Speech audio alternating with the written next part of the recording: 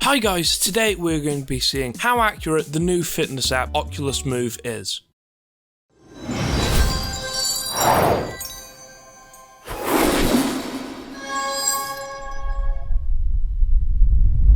When it was first announced, I thought it was a really good idea, but I instantly thought, how accurate can it be when there isn't a heart rate monitor or anything? All it has to go off are your movements. So in today's video, we're going to be answering that exact question. Just to do a bit of backstory towards this, during lockdown I started running quite a lot for my mental health and to get fit as well. So I thought I would invest in a fitness strap. I remember Joe Rogan talking about a certain one, so I bought it, the Whoop strap. That is the one I use in this video to measure heart rate and calories burned. Whoop is really detailed and accurate, so I trust the readings a lot more than Oculus Move. So I thought it would be a good system to pin up against Move. I only played 2 games as I only really had 2 workout games on Oculus. The first was Beat Saber, which isn't a proper workout game, but when you get into it on hard and expert, it can get very strenuous, especially when you're trying to hit the boxes hard. The second was Thrill of the Fight. I absolutely love this game. It is really fun to play in a proper workout if you are putting a lot behind the punches. I waited 30 minutes in between the games just to let my heart rate go down and for my body to reset, as I didn't want it to make a difference to the result. So I played Beat Saber for around 20 minutes, trying various different songs on hard or expert, just to try and push myself. Mainly I played the Green Day pack. You can't beat a bit of Green Day on Beat Saber. When playing, I could feel myself getting to a sweat but never quite got there. I found it as a moderate workout and it focused on your upper body like most VR fitness games. So on Oculus Move it said that I had lost 140 calories, which is an okay amount for a 20-minute play session. Whereas on Whoop, it said I had lost 128. As you can see by the video, the stats are a lot more detailed in Whoop. As you can see, the workout lasted 20 minutes, I had an average heart rate of 128 beats per minute, and a max heart rate of 146 beats per minute. If you look to the right, you can also see what sort of heart rate zones I was training in. The strain on top tells you how strenuous the activity was. It congeals the heart rate, recovery, calories, and all the stats. But looking at the difference, it wasn't that much of a gap. With Oculus Move only being 12 calories more than Whoop, we will now see with a more strenuous activity if it can still be as accurate. After a 30-minute rest, I then got into a bit of Thrill of the Fight. I played for 30 minutes this time, as I was having a bit too much fun if I'm honest. I'd done a bit of everything. I tried all the bags just to warm up, not for very long though. Then went through 3 fights, and didn't really have any break, just skipped the rests each time. I found this one a lot more strenuous than Beat Saber, and this one is a lot harder workout, as it really targets your upper body, especially your shoulders. They'll be sore the next day if you're trying hard. On Oculus Move it said I lost 228 calories, but this time Whoop was higher, saying that I had lost 352 calories, which was a lot more of a difference than the first one. As you can see on Whoop, my average heart rate was a lot more than Beat Saber, being 152 beats per minute, and my max heart rate was a lot higher as well, being at 178 beats per minute. The strain was almost doubled as well, with a 10.3 strain. The difference was astronomical this time, 124 calories. This time, Whoop showing the higher calories than Move, unlike the first one. I think that this proves to me Move doesn't really know how to measure the calories lost accurately. I would imagine that there will be some algorithm which takes the speed that you move the controllers and how much you move them into account and gives you a rough estimate. While being not the most accurate, it is near enough for someone who doesn't have a fitness band and wants to keep track of calories lost in VR. It seems like when you are doing a moderate workout like Beat Saber, it can predict it pretty well as it's a happy medium, but if you're doing a more strenuous workout, it can't really keep up. All in all though, it's a great app as it lets you set goals for calorie loss and moving time. This can really motivate people to work out and lose a bit of weight, especially with everyone being in and out of lockdown. Working out in VR is a very good option, as gyms are opening and shutting all the time and you can't get into a gym routine. There are also so many good VR fitness games about. Next year I'll probably make a video of my favourites. Some of them target your whole body and are like paying to go to a class. They'll have you squatting, doing burpees, punching, and many more things. If you aren't confident enough to go to the gym, start out with these games and the pounds will soon fall off, trust me. So in conclusion, it isn't the most accurate app, but it ain't the worst, as it lets you set your own goals, which can be very motivating. If you want a proper reading though, I definitely recommend Whoop. Thanks for watching guys, make sure you like, comment and subscribe. Thanks, and I'll see you in the next one.